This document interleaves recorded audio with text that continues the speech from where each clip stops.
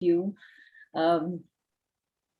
So yeah, today we are going to talk about disarming technique, one of the secrets of, one of the 5 secrets of effective communication. So Victoria, I just wanted to check with you, should we just dive in with the main technique that we are focusing on, or how would you like me to begin? Like, I just wanted to have a rough idea about, does this group know a bit about the 5 secrets and we just take that up?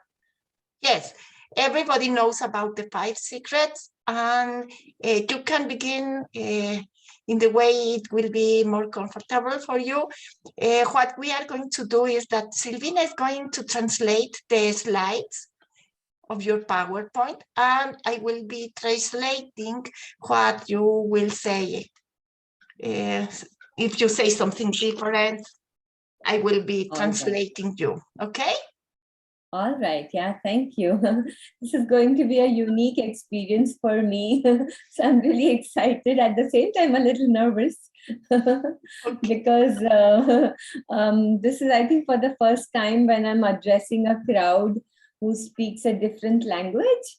So, but I think India is a very, very diverse country. We have so many languages in India. So that is not very unusual for me to meet people who speak different language.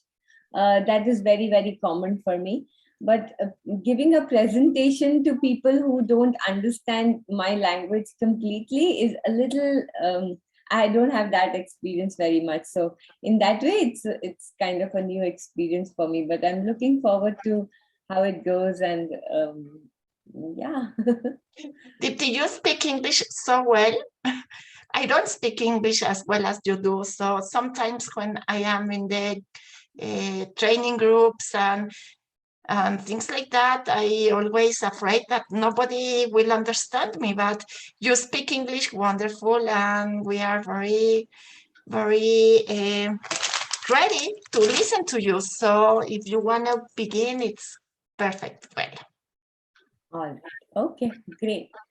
So yes, as on the slides we know, and all of you are aware of the 5 secrets, we are going to talk today about the 5 secrets. I think primarily with the keeping in mind the first secret, which is the disarming technique. It is one of the empathy technique, and we will be focusing on that today. Okay, Dipti hablará hoy. Nos va a enseñar acerca de los 5 secretos de comunicación efectiva. Y como ya todos sabemos, el primer de los secretos, y que es muy efectivo y que también es muy difícil, es el desarme. Entonces, Dipti hoy nos va a hablar acerca de desarme y nos va a enseñar cómo hacerlo de una manera muy hábil. All right. Yeah, so as we know, in the 5 secrets, it has 3 components. The first one is empathy, where we try to understand the other person. And it is more about not only understanding, it is about communicating what we understand to the other person. So the skill is about expression. So disarming is one of the components that helps us to make ourselves clear enough to let the other person feel that we are understanding them. So it is not enough to just understand. Yeah. Sorry, dice que el desarme cuenta con 3 componentes. El primero es la empatía, ¿sí? Y entonces esto nos ayuda para que la otra persona pueda saber que le estamos entendiendo, que esto que nos está diciendo lo estamos comprendiendo. Y es parte de esto del desarme. All right, yeah. So as we know, empathy has 3 components, that is disarming technique, thought empathy, feeling empathy, and inquiry. So we are going to talk about disarming today, which is the first component of saying something to our clients so that they feel understood. And how do we do that? So disarming is the first where we begin with. Ok, entonces el desarme es algo con lo que podemos comenzar cuando tenemos un cliente, principalmente cuando es un cliente que es sabemos que está molesto y nos dijo algo que no nos ha agradado. Y bueno, hacemos empatía en pensamiento y empezamos también en empatía al sentimiento y hacemos un poco de investigación. Yes. So we can move on to the next slide now, Silvina. ¿Lo quieres Yes. traducir, Silvina? Sí, las metas del día son presentarte uno de los 5 secretos de la comunicación efectiva, la técnica del desarme, una técnica desarrollada por el Dr. David Burns, practicar esta técnica en grupos de breakout y tener una sesión de preguntas y respuestas y tarea. All right. So we can move on to the next slide also now.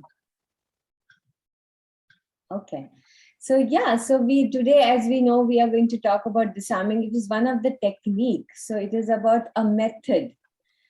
So this technique, as the definition says, that we try to find truth in what the other person says, and even if it seems completely unreasonable and unfair.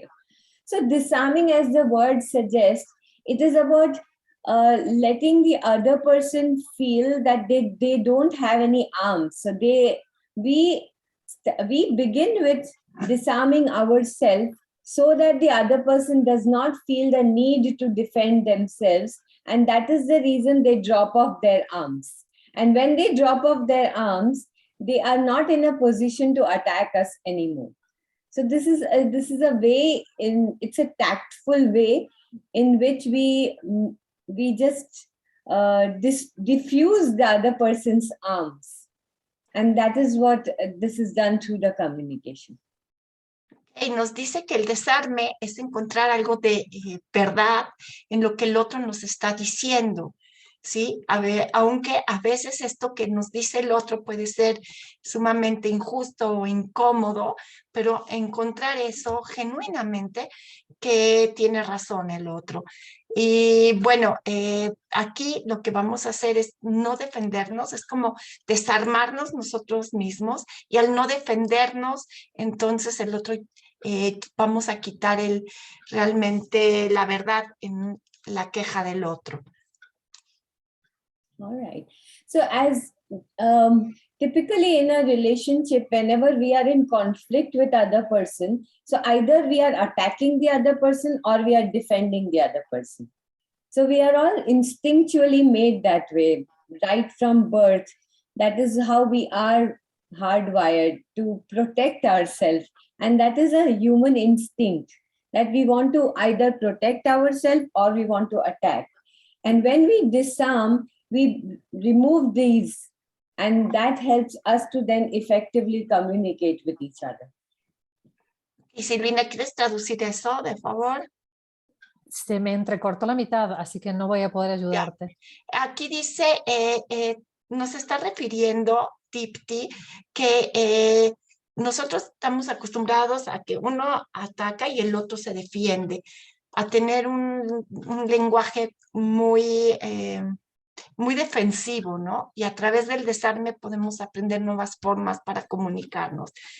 Y a mí me parece que es de una manera mucho más sana y que los resultados que obtenemos son mucho mejores. All right. Yeah, so I think in a communication situation, we can do that by agreeing with the other person. So when we agree, when we start nodding our head like that, the other person also starts nodding in agreement, and it becomes easy to communicate. So if you nod your head like that, then the other person is going to close down, and then we are not able to communicate effectively with each other. That is why this is the best way to start agreeing, and that automatically will make the other person want to agree with you, and they become open-minded. And then we are able to communicate more effectively with each other. Y entonces nos dice que esto se trata de estar de acuerdo con la otra persona. En el momento que nosotros vamos a estar de acuerdo con el otro también va a estar de acuerdo con nosotros. Y que si hacemos un movimiento de cabeza diciendo que no, entonces nos van a atacar más. Pero en el momento en que estamos de acuerdo, ahí abrimos un canal de comunicación mucho más efectivo. Yeah, you can move on to the next slide now. Ok, I'm going to read the slide in Spanish first, and I'm going to go to the next slide. Entonces, ¿qué es el desarme? Es quitarle las armas a la otra persona, y según la definición es encontrar algo de verdad en lo que la otra persona dice, incluso si esto parece completamente irrazonable o injusto. All right. So this disarming technique in communication basically is built on paradoxes. So basically what the paradox says that when we try to agree with the criticism, which is totally unreasonable and unfair, we try to, when we agree with the criticism, then we put a lie to the criticism. And when we defend the criticism, then it becomes even more a reality. So I think I would like to recall one example for this, that when suppose you are with your client and the client says that you are not listening to me, and when we try to explain that, oh yeah, I was actually distracted somewhere, or I would explain that why I did not listen, or I try to tell the other person by defending, saying that yeah, I was actually listening, then in that case I'm proving that I'm actually not tuned up, and that would then when I'm defending myself, that is proving that I'm not listening. Instead of that, if I say to this person who is telling me that you are not listening, and I agree with that person that yes, you are right, I have not been listening to you, then paradoxically I'm proving the other person wrong, because I am paying attention, I am agreeing. So that's how the beauty is. It is a little tactful, difficult to grapple our heads around, but once we practice, we realize that when we agree with a criticism, we put a lie to the criticism. Ok, entonces aquí nos habla que es la ley de los opuestos, ¿no? Cuando tú te tratas de defender de alguna crítica, esto parecería que a veces puede parecer que es totalmente irracional o que puede ser totalmente injusta. Entonces tú instantáneamente estás probando que la crítica es completamente válida, ¿sí? En el momento en que paradójicamente encontraste, tú genuinamente estás de acuerdo que esta crítica que parece totalmente falsa o injusta, pero estás de acuerdo con ella, en ese instante estás probando que la crítica está mal, que que la otra persona entonces de repente puede ver en ti una persona diferente, ¿sí? Al yo estar de acuerdo contigo y tú empiezas a estar de acuerdo conmigo, esto es, paradójicamente, te miran diferente, abres los canales de comunicación. Comenta que un ejemplo puede ser que cuando un cliente te dice, no me estás poniendo atención, si tratas de explicarles, si tratas de defenderte, entonces vas a darle la razón y decir, sí, es cierto, no te estaba poniendo atención.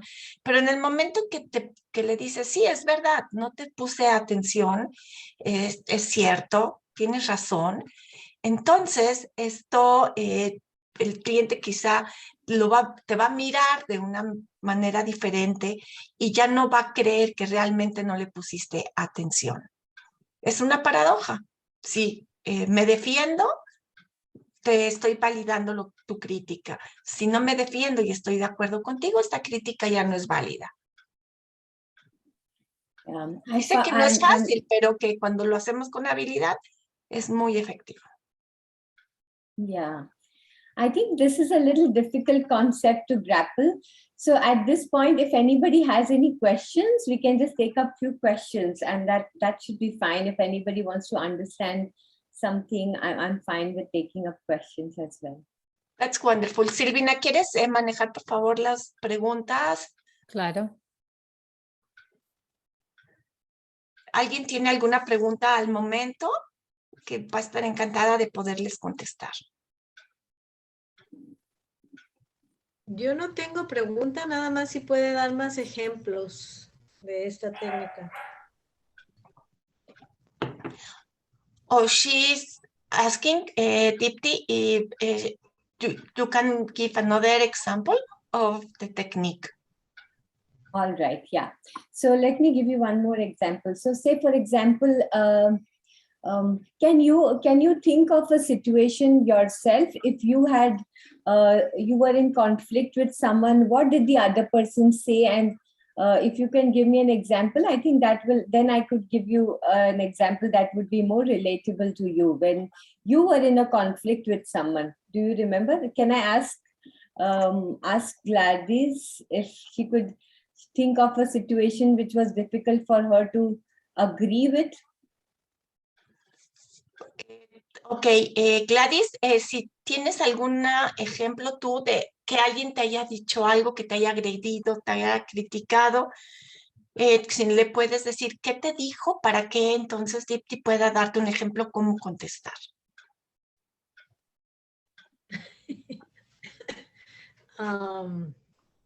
No tengo ningún ejemplo, pero tal vez puedo pensar que mi esposo me diga que siempre tengo yo la razón en todo lo que, siempre tengo yo que ganar y salirme con tener la última palabra. Okay, she says that her husband always tell her that she always has to win and to have the last word. Yeah, I like that. That's wonderful. So the husband, your husband says that you always have to win and have the last word. So when in a situation like this, if you try to explain yourself and defend yourself, saying something like this, that no, I don't think I always win.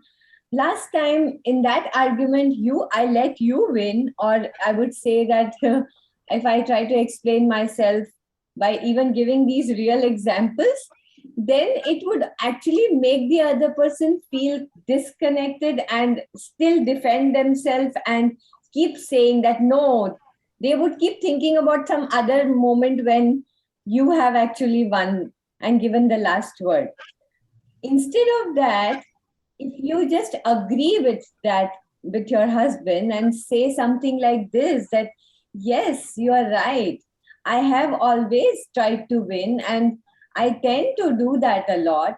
And when you agree with the emotion behind it, because over here what he's trying to tell you is that you agree with me in this moment, I am feeling let down, I am feeling defeated by you. So when you agree with that component, which is a reality for him, he is feeling defeated in that moment.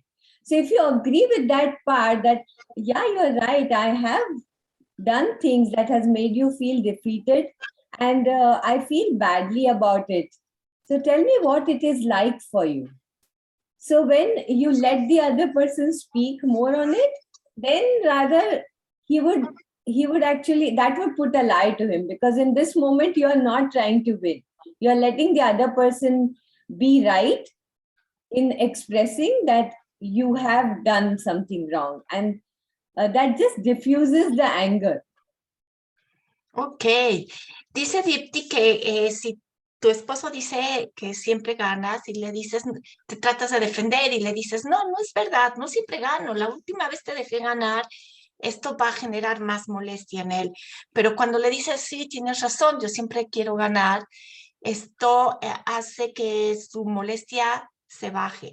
Y lo importante es que sepas que en ese momento es verdad que tu esposo lo cree, que para él esto es una realidad, es una verdad. Por eso te lo está diciendo. Y en el momento que estás de acuerdo con él, se siente mucho mejor, porque cuando te está diciendo tú siempre quieres ganar, entonces lo que está sucediendo es que te está mostrando que se siente menos, que se siente lastimado en ese momento, que no se siente cómodo contigo. Y al darle la razón, te acerca y le quita el enojo y volvemos a lo mismo. Mejoras las canales de comunicación. Silvina, me parece que hay preguntas, si se las quieres pasar a Dipti, de favor. Hay dos preguntas. Dipti, we have two questions. First one is it the same when a person comes to unload their anger you use the DESARME technique? Sorry, can you please repeat the question? She's asking, is it the same thing when a person comes to unload her anger at you? You use the DESARME technique?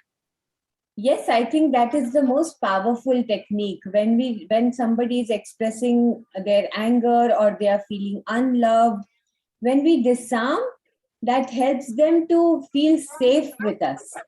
So as the word expresses disarm, we remove our attacks. We don't try to have a shield or a sword to attack the other person. So the other person starts feeling safe. And that in itself helps the other person feel loved. So that's where this works. Yes, that's right. Ok, Silvina, ¿quieres comentarlo? Vos, Vicky, por favor. Estoy teniendo problemas de audio. Ah, ya. Bueno, dices que sí, que definitivamente en ese momento el otro se va a sentir mucho más seguro cuando le damos la razón al estar con nosotros, porque acuérdense algo que acaba de decir Dipti, que es muy importante, es cuando la persona te hace una crítica, lo cree, de verdad lo crees, es su verdad. Entonces siempre hay que buscar esta parte en donde estamos de acuerdo con lo que el otro nos está diciendo.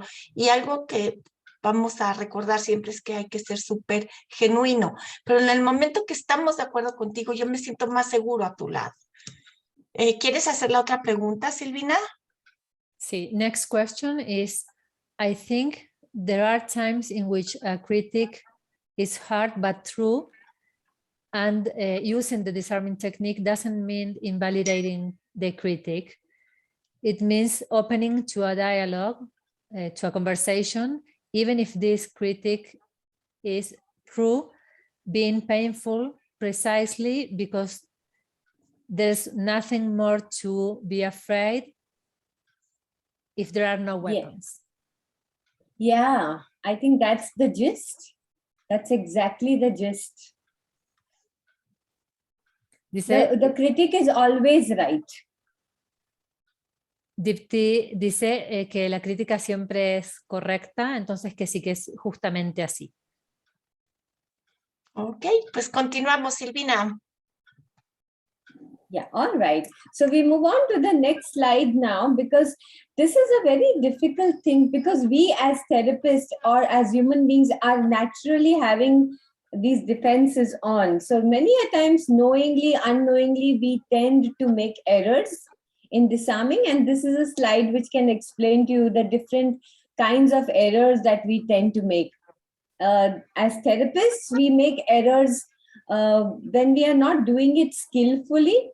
When we don't do the disarming skillfully, those are, the first column shows the lack of skill, and the second column shows the emotional barriers that become a problem, become an obstacle for us to disarm.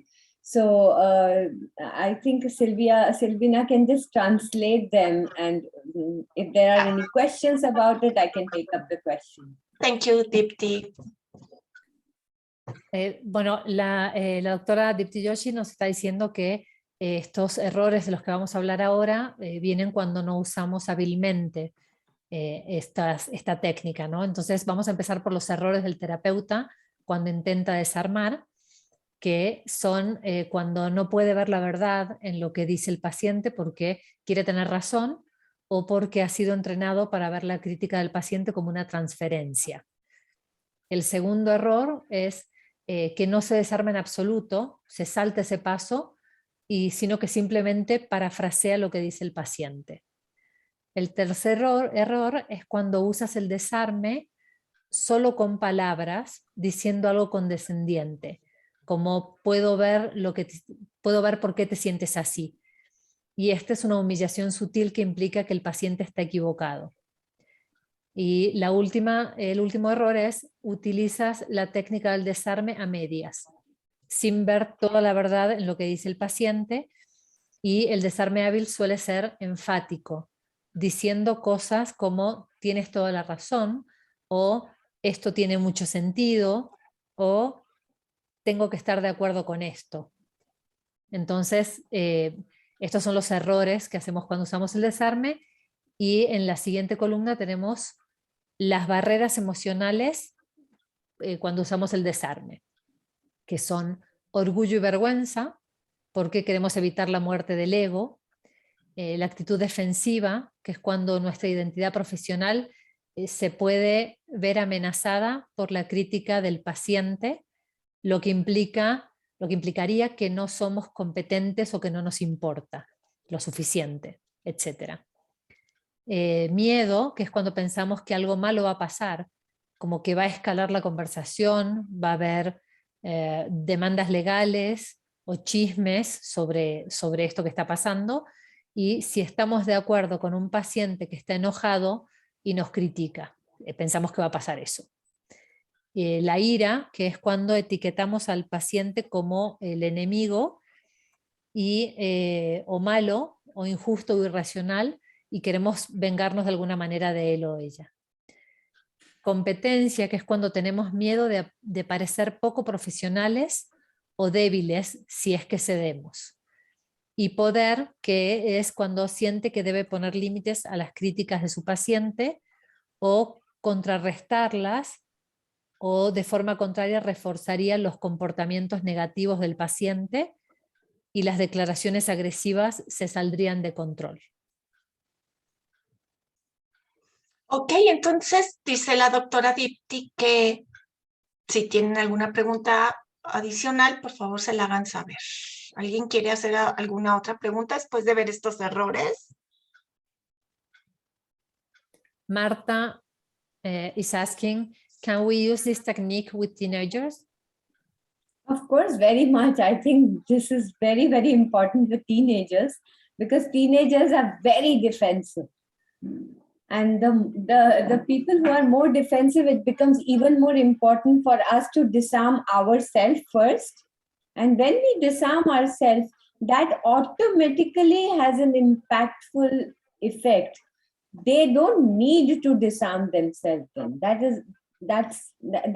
don't need to arm themselves. So they automatically disarm themselves. So I think with teenagers, it is very, very important. Okay, dice la doctora Dipti Joshi que para trabajar con adolescentes esta técnica es muy importante, es muy buena, porque los adolescentes realmente son muy defensivos, ¿no? Entonces aquí, cuando nosotros hacemos la técnica, lo que hacemos es primero desarmarnos a nosotros mismos para después poder desarmar al otro, y esto tiene muy buenos resultados y que con adolescentes es fabuloso. ¿Alguna otra pregunta?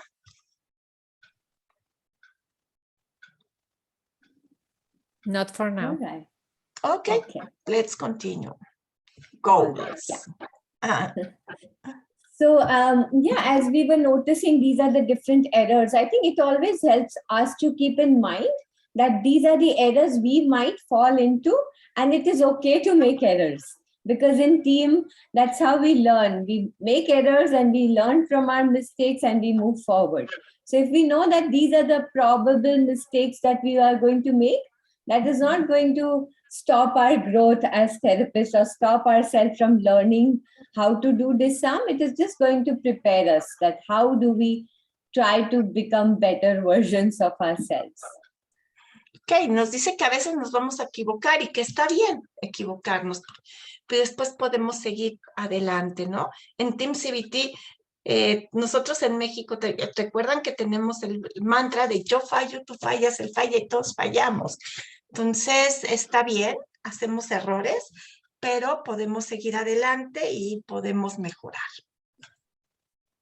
All right, yeah.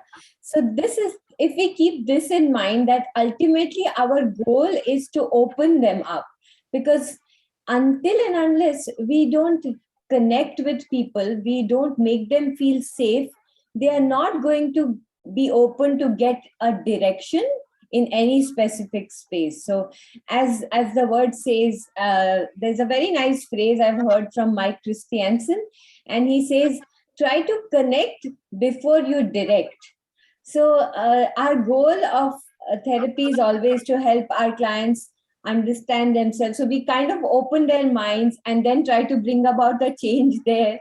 And disarming is the beginning, when we help them feel safe with us, so that they allow us to open their minds and they become open to open up their minds, and a real collaborative spirit starts establishing. So I think disarming technique is the most important technique to learn as a therapist, because it's not just once that we have to disarm. We have to continuously keep doing it, doing the disarming all throughout the therapy. So this is a very important technique to learn. Bueno, nos dice que la técnica del desarme es una técnica muy importante de aprender para que nosotros lo podamos usar durante toda la sesión de la terapia, ¿no? Dice que primero hay que conectar. Se me fue, ¿cómo dijo? Primero conectar Abrir y luego la mente nosotros para que después abra la mente el otro. Entonces, esto es una técnica fabulosa para abrir las mentes, para abrir la comunicación y para que el otro se sienta seguro también. Si el otro está seguro, es más fácil que pueda abrirse. What did you say? First, you have to connect and later? Direct Okay. them. Connect and then direct. Ok, entonces dice, primero hay que conectarnos para luego dirigir a donde lo que nos queramos dirigir. Entonces, el primer paso del desarme que es tan importante es porque nos hace tener esta conexión. ¿Y cómo conectamos? Haciendo sentir al otro seguro y permitiendo que abra también su mente. Y luego ya dirigimos hacia dónde nos queremos ir. Yeah, Esa I es think la it meta. has some. Sorry. Yeah, Yeah. it's all right. I think it has something to do with our animal instincts. So let's imagine. So we were just listening to your dog or cat, I think, barking in the background. So I was just imagining that if you want to direct the cat to go to the other room, you will first have to establish that connection, right? Until unless the dog or the cat doesn't feel connected to you, they are not going to be ready to get directed. So through disarming, we tactfully make the other person. So this is how all human beings are also designed. So you have to connect in a polite, kind way, so that then they are ready to change their directions. So I think it's somehow connected. Ella sigue insistiendo mucho en que esta es una muy buena manera para conectar, que incluso con los animalitos podemos hacer esto, ¿no? Si vemos que está ladrando, molestando y queremos que se vaya al otro cuarto, primero el animalito conecta con nosotros y luego ya le podemos pedir que ve y vete al otro cuarto, vete a acostar. Pero si no se siente seguro y si no hizo una conexión, no lo va a hacer. Entonces, si eso también pasa con los animalitos, pues con los seres humanos mucho más, ¿no? Es hacer esta parte de conectar a través de hacer al otro sentir seguro y tranquilo y hacer una apertura. Esa es la meta realmente del desarme. Okay. Hasta aquí, si tienen preguntas o quieran decirle algo a la doctora Dipti Joshi, por favor. All right. I was wondering, this is a technique which only theorizing is not going to help us learn it. So if we practice that helps us to learn it better. So I was wondering if we could, I don't know how to set it up, but I can see a couple of people writing in English. So I was wondering if we could do some demonstrations, and if one person can become a therapist and the other person can become a client, and we can just do some demonstration and give some feedbacks, and based on specifically disarming. And then we could maybe, if possible, break into breakout rooms and do some little practice. I wonder if that is going to be able to, if we are able to set that up. That's wonderful. Nos dice Dipti Joshi que ya vio que hay gente que escribe en el chat en inglés, entonces podríamos hacer ahorita una pequeña demostración con ella y una persona sería el terapeuta y otra persona sería el cliente y después podemos hacer el feedback, que eso es muy importante. Pero antes de esto hay una pregunta. is there a limit in the use of this technique depending in the severity of the symptoms? I don't think there is any kind of a limit in the use. So I don't understand the word limit as in which sense. If that could be specified, I think I'll be able to answer that better. What kind of limit? Like, Gladys, ¿qué tipo de límite te estás refiriendo? Gladys, you can speak and then you can say the question in English and translate it to Spanish, please. No soy muy buena para eso. Okay, la pregunta es, por ejemplo, lo que estoy pensando yo es en pacientes que casi están como que les va a dar algo psicótico. Como por decir una que no sabe si la persona está como que va a ser esquizofrénica o paranoia. Entonces esta técnica no se debe de utilizar o sí se debe de utilizar. No sé si me explico. She's asking if you are working with some people that they are schizophrenic or they have some paranoia. She's asking if you can use this kind of technique or not. yeah, that's a brilliant question. And it is very, very hard when people are not in touch with reality and we have to still use. So basically how I understand is that we have to try to, the purpose of using this technique is to be able to tune up with them. So, and when we try to see the truth behind them, so we have to understand the music behind their words. And when we are able to connect with the music behind the words, then it is always a reality. So say, for example, I'm thinking that if a paranoid schizophrenic person is saying that you as a therapist are a threat to me, and you are somebody who is creating some kind of problems in my life, then in that case, that means that this person is feeling unsafe.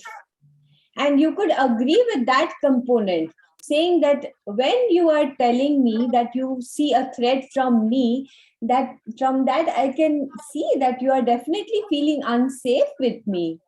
And I agree that I am probably doing something, or you are seeing me doing something that is making you feel unsafe. And that's a reality. Okay. So we understand the music behind it, and that's the disarming.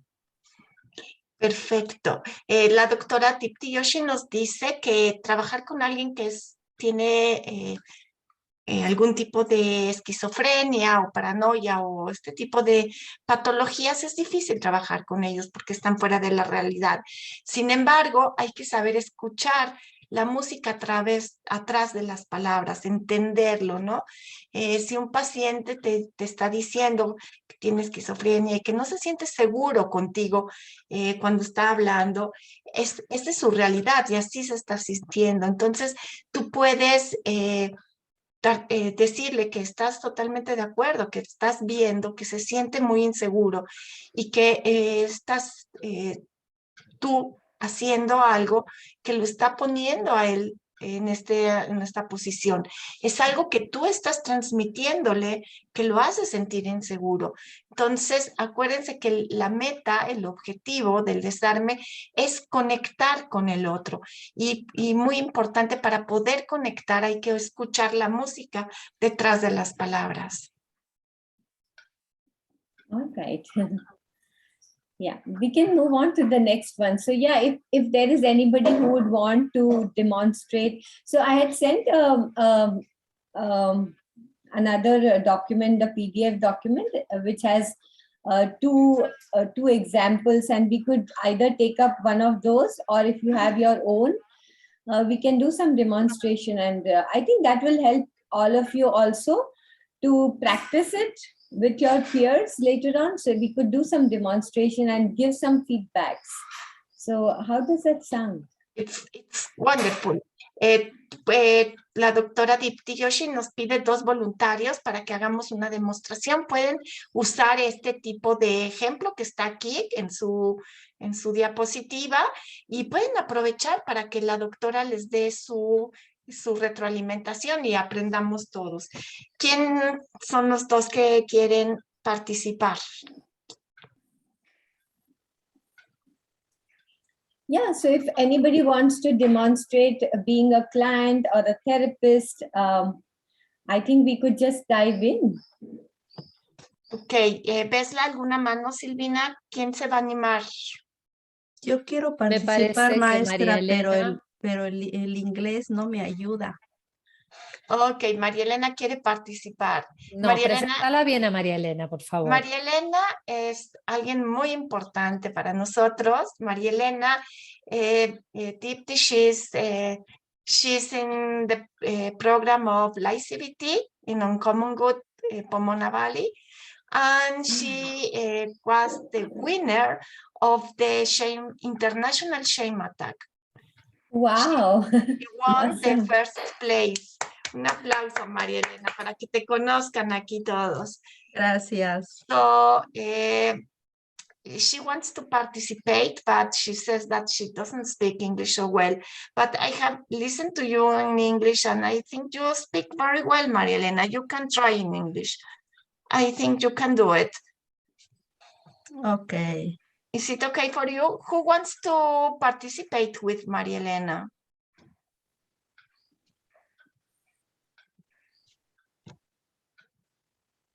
One person, Marian, would you like to become a therapist or a client? The client. All right. Awesome. Okay.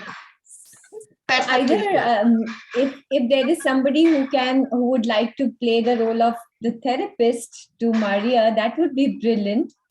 So let's see if anybody wants to play the therapist. ¿Quién quiere hacer el rol del terapeuta? Ok. Flor, ¿te gustaría hacerlo?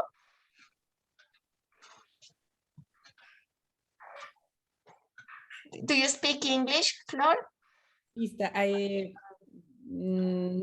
O sea, sí, igual me entienden, me voy a trabar un poquito, pero sí podría hablar un poquito en inglés. Okay, so let's do it. You have an example here that brought out Dr. Dipti Joshi. You can use this example, or if you want, you can do another thing. So María Elena is going to be the client, and Flor is going to be the therapist. Okay, and Dipti is going to give you the feedback. Awesome. Okay. ¿Puedo escoger cualquiera de la one or two, Dr. Dipti? Yeah, you can just take either of the two. You can play the role of an angry client, either the ones which are on the vignette, or you can have your own. I don't mind either. And Flora can be your therapist when you can be the angry patient. Okay, I will try the second one. Frustrated, angry patient, okay? Yeah, sounds great. I Okay. feel so much of admiration for all of you because I know in India, we haven't been able to reach where you have reached because of the language barrier. This is so motivating for me. Thank you so much. Okay. Thank you. I started. You are only here to get paid. You don't understand what you have been through. I don't know why even come to see you. This is such a waste of my time. I'll translate that. No me siento frustrada ni enojada, ¿verdad? Ok. Ok, entonces María Elena dijo, usted está aquí solo para cobrar, no entiende por lo que yo he pasado, no sé por qué vengo a verlo, esto es una pérdida de tiempo. Okay, so María Elena, I'm listening that you, oh, this is difficult in English. Let me research switch my brain. You can read for doing the empathy thought. I'm listening that you're telling me that I'm here just to... Ay, no puedo en inglés, perdón. Me cuesta muchísimo trabajo pensarlo en inglés. Hazlo en Spanish. Hazlo en español. Te escucho que sientes que estoy aquí solo para cobrar. No entiendes.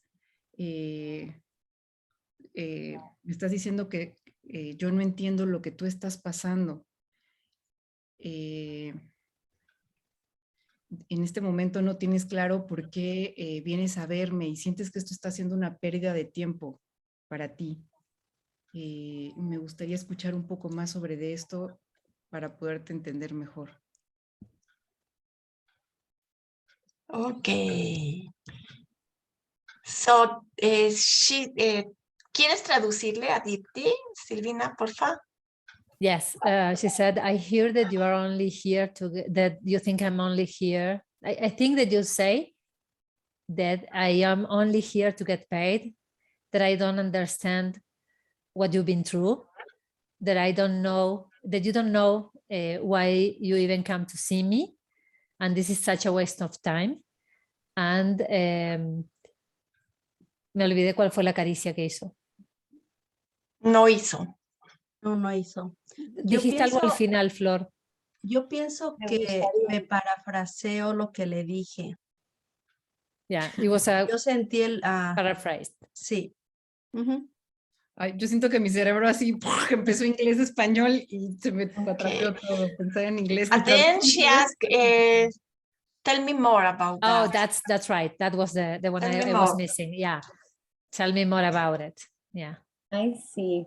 Yeah, great. I think you are trying to tune up, and that's something you are not defending yourself, and that is the best thing that you're doing over here, because you're not trying to defend yourself. Okay, I will be translating little by little, okay? Because I don't want her to lose anything.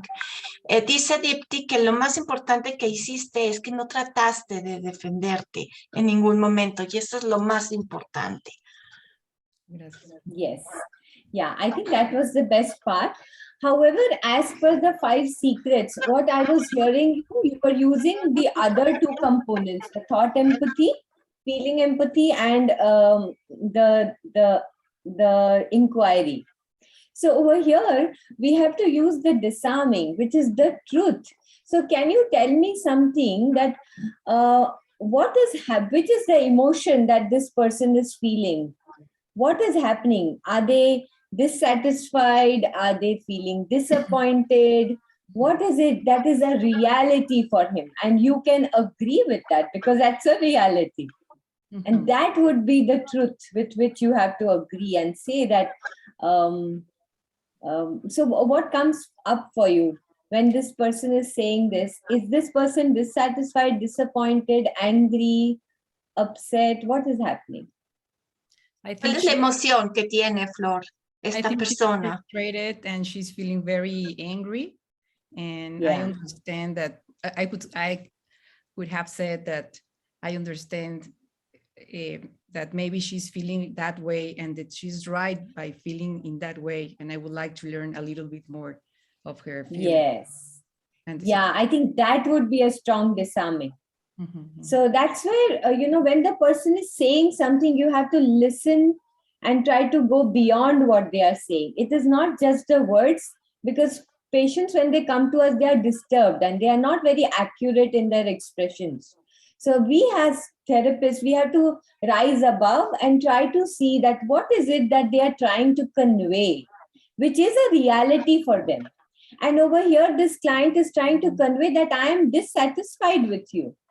The kind of money and the kind of time probably that I'm investing, that is not, I'm not finding it fruitful. And that is a reality. They are expecting something more, and that is true. So if you first agree with that component and then ask with specificity that what it is that made you feel, then it would work the magic, because the goal is to ultimately open them up. So when you agree with the dissatisfaction, after that proceed with demonstrating that you're listening to them, you're caring for them, that will help them to open up. And then that will lead to resolutions, right? Because after that, you will be able to also do something about it. Also, maybe explain to them that why this is a, so over here, you can also agree with that this is a professional relationship wherein you have to pay, and I take money from you, and that is a fact.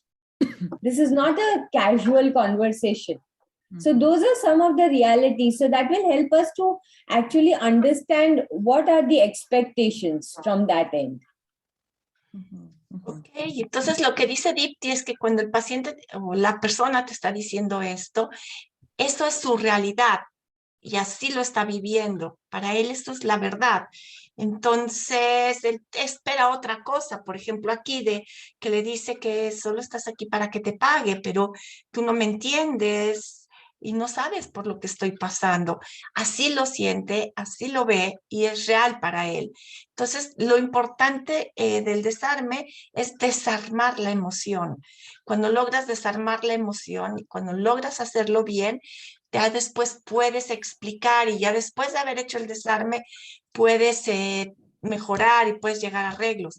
Pero esto es lo que te va a llevar a poder comunicarte para poder sentarte, digamos, a negociar. Yeah. And let me try to show you probably how I would disarm. That would help. That in this situation, how I would disarm, and maybe that will give you some clue. So, okay.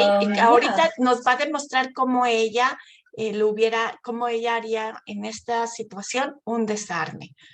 Ok, y Silvina va a traducir. Will you like to see that? Yeah, of course. Yes, please. I will attack you. You know, Dipti, you are only here to get paid, and you don't understand what I have been through. I don't know why I even come to see you. This is such a waste of time. I'm shocked and at the same time extremely disappointed in myself, because you are right. I have not done a good job in helping you feel completely understood. And when you are paying, of course, you deserve the right kind of help that is valuable enough. And I have definitely not done that good job. And I would like to hear more from you, what this experience is like for you, because you sound quite confused and upset with me right now. Am I getting you right? Yeah, I'm very confused. I'm very uncomfortable. You're right. Okay, so Silvina, ¿puedes por favor traducirles? Sí, lo que agarré porque alcé la mano porque me congelé, pero la doctora Joshi dijo que estaba choqueada y muy decepcionada de ella misma por no haber podido darle, hacerla sentir comprendida, y que se merece ser comprendida, sentirse así, y que se imagina que se sintió, me perdí las palabras que dijo, que le gustaría hablar más al respecto, pero no sé cuáles fueron las emociones que nombró, porque ahí es cuando me desconecté. No sé si me vieron levantar la mano. Dijo también que, bueno, no sé si estoy bien, que ella sentía, también aceptó que no estaba haciendo buen trabajo. Eso también un poquito Que ella, entendí. sí, eso lo escuché, sí, que no estaba haciendo, que estaba sintiendo que no estaba haciendo un buen trabajo para ella. Sí. ¿Cuáles fueron las emociones que nombró la doctora Joshi que yo no las escuché? ¿Quién las escuchó? Las emociones. What feelings did you mention that you thought that Victoria was Disappointed, feeling? no? Disappointed? No, about herself, but Yeah, not about myself. You. Yeah, about myself. I said that I am feeling disappointed in myself, that I have not done a good job. No, but what about the feeling empathy? The feeling empathy would be the other person's feeling. So I said that you are quite upset and angry with me and dissatisfied with me. So the feeling empathy is dissatisfaction, anger, letdown. Yes, that those were clarify? the ones I missed because I'm having troubles with my internet. I'm sorry. All right, no problem. Yeah. Yeah, so I was just Dice trying que to give a... no te sentiste entendida y que estabas enojada. Okay. Yeah, this is so, we can go to the next slide wherein I have put up how we could give feedbacks. So this is the format in which we tend to give feedbacks in team module. So I think over here I missed giving a letter grade feedback to Fleur. I would give a B+ because I think I did feel connected. But then with respect to the disarming, that component was kind of missing, which I tried to show. So how we give feedbacks is first we give a letter grade to our partner. And then we always begin with what was good about what the other person did. And then you can express what you would have liked to see more. And then the third part is model. If you were in this place, how would you do it? So that gives you an opportunity to practice as well as gives the other person a chance. I was trying to demonstrate all of that. So if you have more time, and I know that we will be hitting on the time, so you can then practice this with your partners if you have small groups, or you can do it as a homework assignment. I wonder how it is with time. Ok, entonces aquí la doctora Dipti Joshi nos dice cómo dar un buen feedback. Primero le damos una letra, ellos trabajan mucho con letras, nosotros trabajamos mucho del 0 al 10, qué calificación te das, y después vamos a ver qué es lo que te gustó mucho, qué hizo muy bien. Dijo que en este caso le dio un B+ a Flor porque se sintió muy conectada con ella, aunque faltaron algunos elementos de la empatía al pensamiento, de la empatía, perdón. Y después le podemos decir que cree que faltó y que puede mejorar. Y después, al final, ya que das toda esta retroalimentación detallada, específica, ella propone que se haga un modelo para mejorar la versión anterior. ¿Sí? Puedes tú decir, mira, yo lo hubiera hecho así, o después de dar el feedback, pedirle a la persona que lo vuelva a hacer y que él pueda mejorar lo que estaba diciendo. Y, okay, Dipti, we are on time. Thank you very much. We are so grateful, and Mexico is yours. We will wait for you again. And thank you. Thank you very much. It was such interesting, and we learned a lot with you today.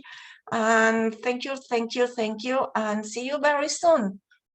Thank you so much. Gracias. Thank you. Silvina, el micrófono es tuyo. Thank you, Dr. Dipti Joshi. It was a pleasure having you. It was an honor for you to accept the invitation. And we really learned a lot from you today. And we hope you can visit some other time in the future, near future, with another secret maybe. Yeah, sure. Yeah, very much. We value and appreciate your visit. Thank you very much. Thank you so much. Thank you so much. Thank you, Dr. Joshi. Thank you. Thank you. Bye-bye. Thank you. Thank you. Thank you. Gracias Thank por you. este momento. Thank you. Muchas gracias. Hasta luego. Hasta luego. Gracias. Hasta Thank luego. you. Thank you very much. Thank you. Bueno, hemos llegado al final del horario y agradecemos a todos por habernos acompañado hoy. A todos los alumnos actuales, nos vemos la próxima semana. Tienen la tarea y seguimos entonces con la clase, con la última parte de la clase. Vicky, ¿los 5 minutos o no? Yo creo que ya terminamos, Silvina, ya son las 9. Terminamos. Ok, sí. Perfecto. Entonces nos vemos la próxima semana a los alumnos. A los demás, muchas gracias por acompañarnos. Gracias a todos. Gracias a todos. Thank you very much, Dipti. Oh, you know what? We forgot to Bye. take a picture. Can we please take one? Yeah, sure. Okay. Let me open this. So, okay. Vicky, do you want to take it? No, yo. Okay, let me.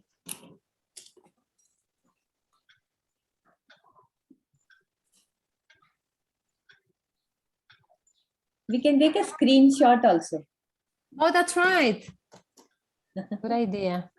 Creo que hay que quitar la presentación para que nos veamos. Let me Sí. see.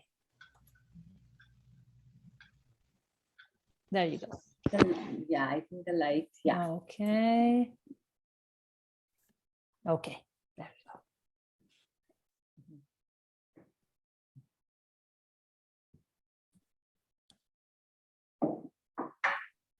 Hopefully, I did it. ¿Ya? Let me see because Ricardo, I'm qué not gusto sure. verte. No, pero Raúl, qué gusto verte. Qué gusto verlos a todos. And, Saludos. in the chat, let me see. Flor says that your name is beautiful, Dipti. Thank you. What a beautiful name. Thank you very much. It was a Thank pleasure. you. Bye-bye. See you soon, Thank you. and we will be in touch. And see you in India also. We will go to Yes. India. Yes. Thank you. Yeah, bye-bye. Bye-bye. Bye-bye.